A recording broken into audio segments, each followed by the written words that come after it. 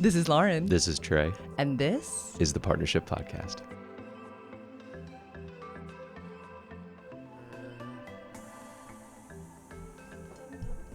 Because I'm a singer. What do you want to talk about? Fucking in closets? Fucking in closets? We could do, you know what we have never done, I don't think? What's that? Is like a podcast full of like the most audacious, like, oh, no, we did want to talk kind of about that. Were you kidding or serious? Yeah. I mean, both. Yeah. Like, yes and no. Let's talk about some of the craziest places we've had sex, but also the concept of anxiety and sex, how it can be an aphrodisiac, but also how it can be a boner killer. Do you know what I'm talking about? This is what we said last night. Please expand. So, the holidays are here. Merry Christmas, happy holidays to those who celebrate. And so usually folks are hopefully spending time with loved ones, family, friends, whatever. For some people, things like set my timer. Set my timer for 28 minutes. It's a real professional outfit here. Listen, y'all, we've really tried other things. If you're a podcaster out there in the world and you know a hack for letting our cameras run longer. Anyway, back to important discussions.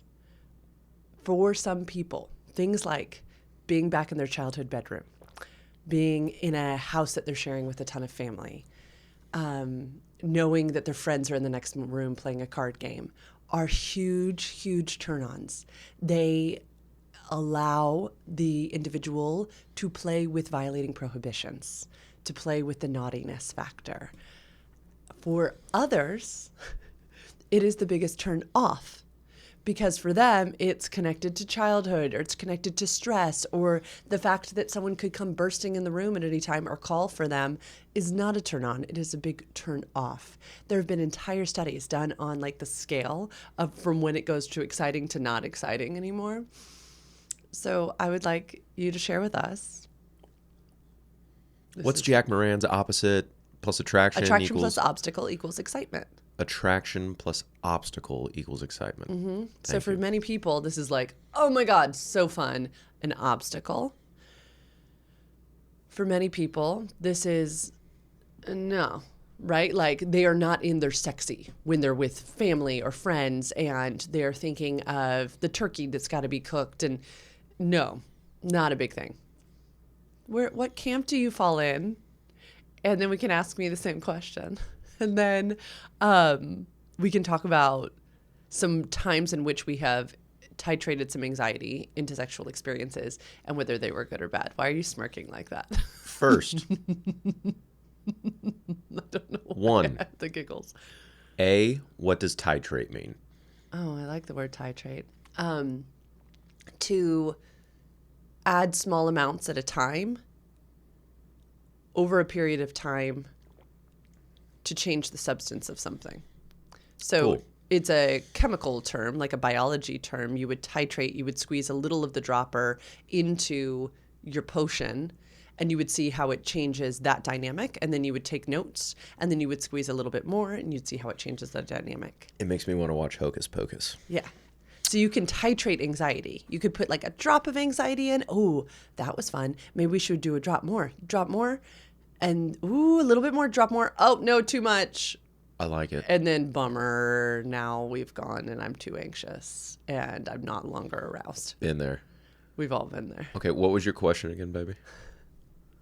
What camp do I fall into? Yeah, are you in the anxiety or friends in the other room or family downstairs that makes it more exciting or not? Or are you like only under certain circumstances? Nothing's absolute, so I got to give it a percentage. 90-10. 90% of the time, fuck no. Like, no. Like if we're hosting or other people are in the house, no. No. I wonder if this is going to shock our listeners. What are you at? I'm 90-10 as well. 90% yes. 10% no. Okay, the follow-up question is, are you automatically hornier when you're hosting at the thought of like going upstairs and having sex? No, I'm not like sitting there consciously. My sister's going to watch this and be like, oh, that's interesting. Uh-huh. No. I just think once you want to hear my specific recipe? Yeah. I think it's that when we're hosting specifically, I also get to see you in your element. You're such a good host. You are so loving to the people around you. It is so much fun to do a project together. So like all of my, you know how we ask that question sometimes, are you most turned on by your partner when you see them in their element or when they surprise you? Mm-hmm. I think all three of those might be present when we're hosting because we're taking care of separate matters. So we're kind of apart. I get to see you in your element. You're such a good host. You care for people so well.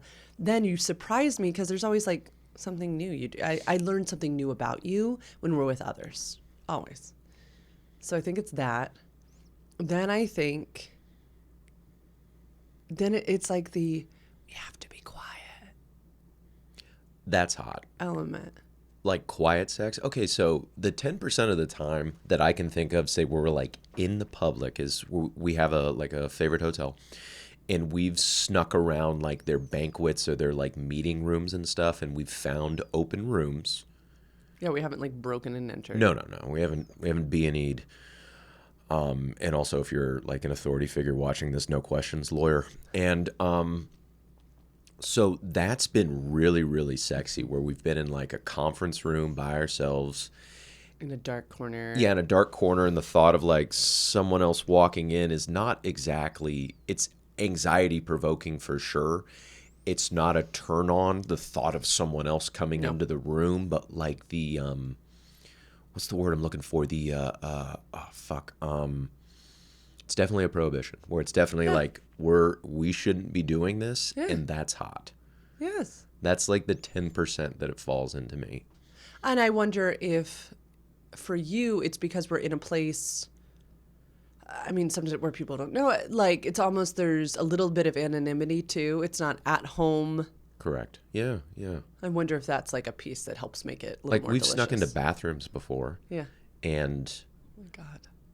that's been hot, but it's Ish sometimes. Again, this is like, ish, yeah. New Year's Eve 2019. Oh, fuck me.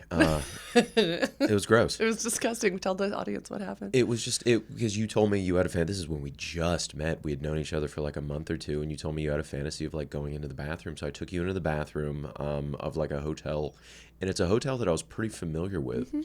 This was the only time that like they have like a second story, like where their conference rooms are. This was the only time I've ever known them being used. Where these bathrooms, these are the unused bathrooms in this hotel, quote unquote. But they were just humming with activity, so they were disgusting. And we found that out pretty quickly because we snuck into a stall, and then it's like, oh, we can't do this right now. I feel like we're getting off track. No, this is one of the things I wanted to say, right? Because I was thrilled, and there was no pressure to like come and orgasm in this bathroom. It was just we were going to play with each other, and like we snuck off. Cool. Yeah. And right, like there was nothing like that was going to happen. But y'all, it went from really hot, sneaking in. Trey had gone in first, to all of a sudden smelling the stinky, shit. stinky. Like somebody had just taken a dump, and somebody took a steamer in there. Yeah. It was so bad. And we were both like trying to still be sexy. We were trying really hard. We didn't know each other that well. This was the honeymoon period of us too. And then we were both like, we can't do Gotta go. this. Gotta We gotta go. go. But it's a story that goes down in all time. And I think this is one of the other points I wanted to make is when we do something risky, unfamiliar, surprising, scandalous with a long-term partner, it's not about performance. It's not about achieving a goal. It's about the experience of doing that together that can be so fantastic. What's the cliche, like keeping it hot or keeping it spicy in a long-term relationship? Sure. Yeah. But I think we make that look a certain way, right? It also could look like coming in while your partner's prepping some food for Christmas dinner and giving them a little kiss just in an intimate space on their neck. right? Or just like standing there and whispering in their ear while you stroke their neck, is there anything I can do to help? Taking a non-intimate moment and making it intimate in the presence of others can be really fun. And I don't mean, making all of a sudden exhibitionism. I don't mean that. I mean, what does it look like to play with romance in the presence of family that are visiting? Okay, these are two different things where it's like going up and fucking is something different than like a kiss on the cheek or a kiss on the neck in the kitchen. I think you could, if you've never done this before, I would start with a sexy whisper in the ear. And I wouldn't. I would just go full penetration upstairs. Yep. And you wouldn't get it if you had never done this before, because what that might feel like Big for talker somebody, you are. for somebody who doesn't get this done to them often, it's going to feel like another act of service they have to provide for that person who wants to do full penetration in the bedroom. So what I'm saying is it should feel like this fun, playful, naughty thing. And sometimes that built up over a day would be amazing, right? So then when the sweet potatoes go in the oven, there's been this like playful banter build up and run to the bedroom. But what I was going to say is it could be a really sexy makeout with groping behind the closed door of the bedroom. That's hot. Yeah. And then everybody leaves, but you're disheveled and you have to go to the bathroom and like fix your face and straighten out your hair. Fun. For me, that's really hot because like clothes stay on. It's hard to take off clothes and then put on clothes and be quiet and like go into sexual acts like that. But like a really hot makeout session or, maybe some over the pants play or, okay. And, Were you just going to get graphic? just certain things that are really hot and sexy. Say if you have a dress on. Yes. I can get on my knees and, kiss your pussy a little bit. So those things are really hot and they're actually really convenient. Yes. Those are hot, where you sneak off for 30 seconds and then you push each other off of each other and then you go back to business.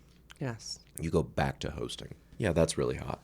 I think this idea that we cannot be lovers while we are in familial settings is in some ways societally appropriate, right? If no one, please do not take this as permission to be inappropriate in front of family members who did not consent to watching your sex show. Yeah, that's gross. It's gross. That's not what I'm saying here. Lauren and Trey are not. We're not gross. We're gross with each other. Yes.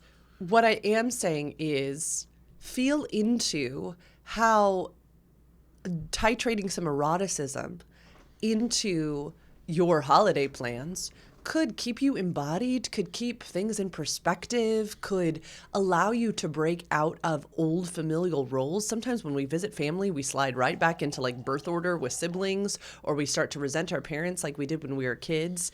Y'all, incorporating pleasure in our lives is a great way to renegotiate these lived experiences of our childhood. I got one for you. Okay. So a lot of the people in our inner circle, they're doing family stuff around this time of year, and they're in, the nicest way to say it is toleration mode. Yeah.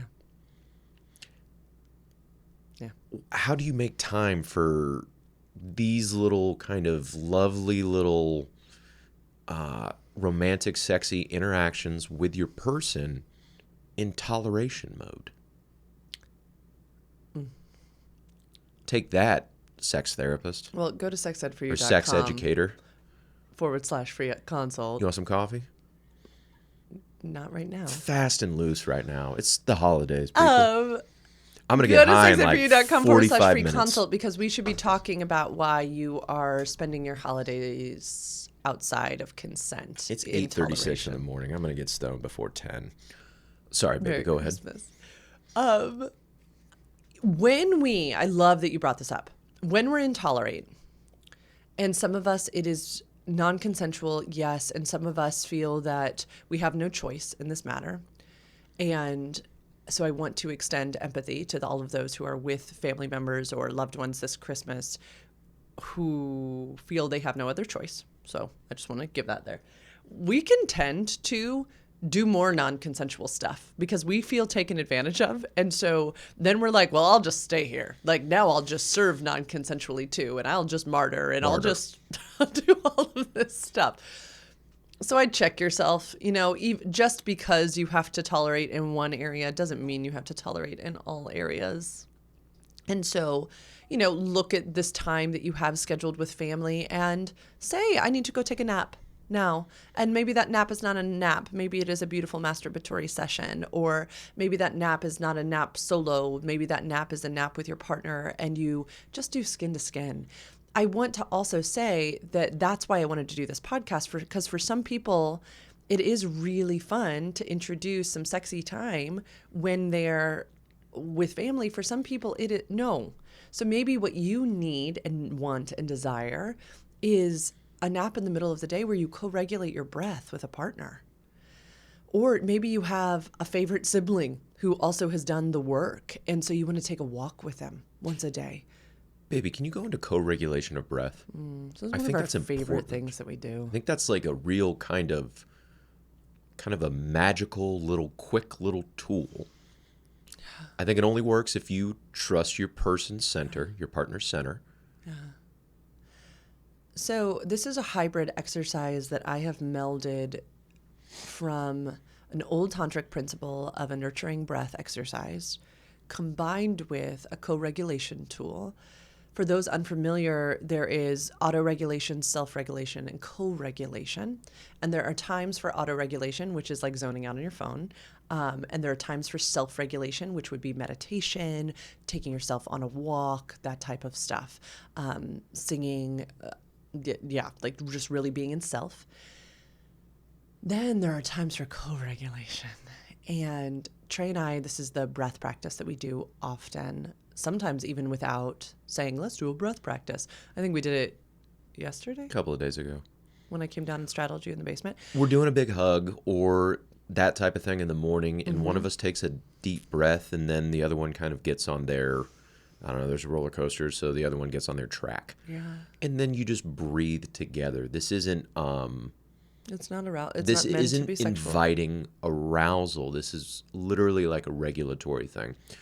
For Lauren, she is my charger. So I charge up. I get more juice from Lauren. And then for me, I am her grounder, where she gets to kind of root into the ground. Mm-hmm. So we yin and yang each other. And then we can do that through breath really quickly. And again, we are not inviting eroticism. Sometimes it happens, but that's like a wonderful thing of like, oh, I feel safe in this person's presence. And sex feels good. Yeah. And then I get to have sex with this person. Yeah. Which rocks. Currently. If we're off of each other, if we're not connected, or if we're kind of not trusting each other's center, which happens, then it's...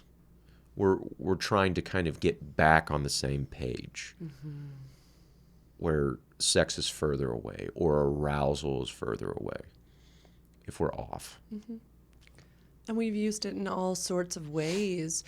Most often, we will almost like we'll be totally chest to chest, belly to belly. We'll feel our bellies and our lungs expand into each other, and then we will exhale all together. And yeah, we'll feel it slow down. It's like we're trying to inhale as much as we can and then exhale as slowly as we can. And that's beautiful. But then sometimes we'll do a version where as one is inhaling, the other is exhaling, and we'll keep going like that. And the principle behind that is if one person really just needs to cleanse something out of them, the other is like taking it for them and then breathing new life into them. So sometimes after a long day of clients, I'll ask Trey if we can do that one, just so I can kind of, like he said, ground into him, release what is no longer mine to hold, receive like this new breath, and exhale into him. It needs to be consensual. And it's amazing. I feel like a different person after we do a deep breathing exercise. I should have my Oura Ring like track it at some point. I bet it would literally like be, it would be a fascinating experiment to look at. Yeah, it's a way for me to regulate stress. It's the same thing if you were to take a deep breath in and deep breath out. No, it's different because it's with another. It's a similar thing. Yeah. I highly, y'all, use it over the holidays if you're a stressful family, right? You could do it in the middle of the kitchen. You could do it in your bedroom. You could do it, out on the porch. If you need to come back to self and come back to the healthy choices that you and a partner are making, it's an amazing technique. It's amazing to do it with kids too. If you find your kids are kind of spinning out of control this holiday season, I highly recommend this deep breathing exercise with them too. It's fascinating to me how our families of origin can be so dysregulating to nervous systems, especially when we've done a lot of work to heal. And I really want to be sensitive to that. And yet at the same time, like we said at the beginning of this podcast, it can be very juicy for some. Just very juicy to be back like in their childhood home or something. Yeah.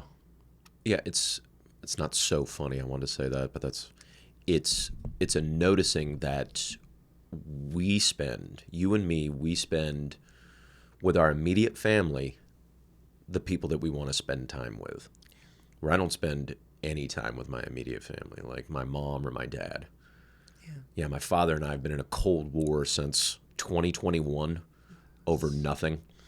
And then my mom I don't interact with her at all right now. It's been years, and it's been nice. So yeah, we spend time with the people that we choose to spend time with. We're not tolerating of anybody, but that's not always the case for everybody. And then there is like a weird kind, not weird. It's just an obligation. It's the sense of obligation, or this is how we've done it for a long time. Where this is how we've done it for a long time is, you got to be careful with that. I came from sports. I came from athletic administration. The coaches that said it that way usually didn't have winning records, to put it nicely. And I work in a profession where I see a lot of dissatisfaction, a lot of disappointment, a lot of lack of knowledge of self. I see a lot of my clients incidentally having autoimmune diseases, things like that. And I'm like, is this what a lifetime of tolerating and enduring looks like? Yeah, lifetime of survival. My professor, Vanessa Bennett, said, and I think I've mentioned it on this podcast before, that keeping another comfortable is not love. It is attachment. And it could be too late in your holiday plans to consider right now if the things that you are doing is simply to keep the family at large comfortable. But I would strongly consider reevaluating your next year because that's not loving people. That is actually robbing everyone of their agency. And to prioritize your own health and well-being, to prioritize spending a holiday with folks who see you and value you and celebrate you is not selfish. And to consider that you will have such a poor reaction from family members if you say, this year, I would like to stay home for Christmas, is something to consider. Because A, maybe they wouldn't be angry, and you are projecting onto them that they'd be angry. That's not okay, because that's robbing them of agency.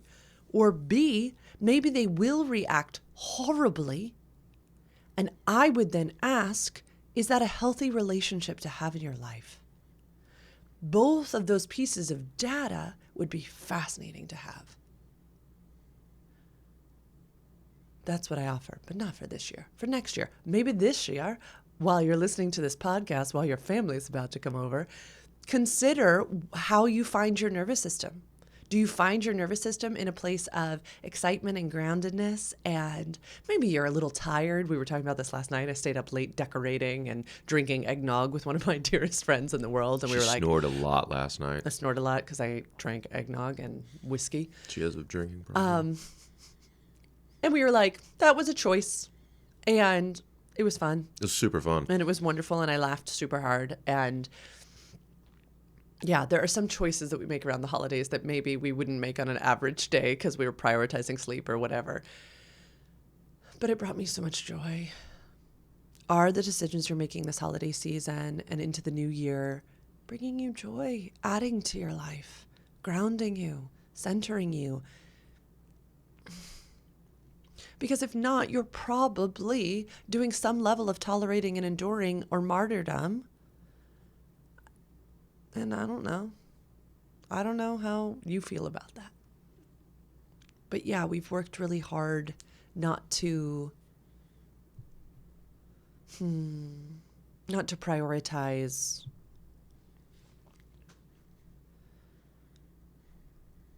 discomfort. And We do a good job. Yeah. We do a good job. And we stumble into things. Mm-hmm. We stumble into them. Mm-hmm. And that's okay. But the chances and the opportunities for little naughty, sexy times tend to present themselves more when the body is not just dysregulated. Yeah. And so if you're hearing this podcast and you're like, that could never happen because my holidays are so stressful, then I would be like, why are your holidays so My stressful? holidays are so stressful. I'm like, okay, then make them not stressful. And please hear me, y'all. This came after blowing my entire life up and realizing that I was living a life of obligation to others. Mm-hmm. But what's fascinating, and I was telling Holland this, who is graduating from work at Sex Ed for You, that it's been fascinating to me to watch her, like what an example she has been of prioritizing her desires and her pleasures. And it's been such a beautiful thing for me to watch because I hope that's what everybody sees, like when they watch these podcasts or other things. Please keep in mind that your selfish behavior might inspire somebody else. You might just be the very thing that causes somebody else to cease doing the thing that's always been done for tradition. And you might like set someone free with your supposed selfish behavior. There's a quote that says, if you want to heal the world, heal yourself. I would say if you want to have good sex, take care of yourself. Yeah, beautiful. Yes. We'll wrap this podcast up. Happy holidays. Remember, this podcast is full of opinions. Take what you like, leave the rest. You have a right to informed decision making and self-determination. I totally just blanked out on what you also have the right to. If you want to work with someone in the new year, go to sexedforyou.com/free consult. I would love to chat with you. Oh, you can like, subscribe, share, all that juicy, juicy stuff. Have a beautiful start to your year, and we will talk to you soon. Bye-bye.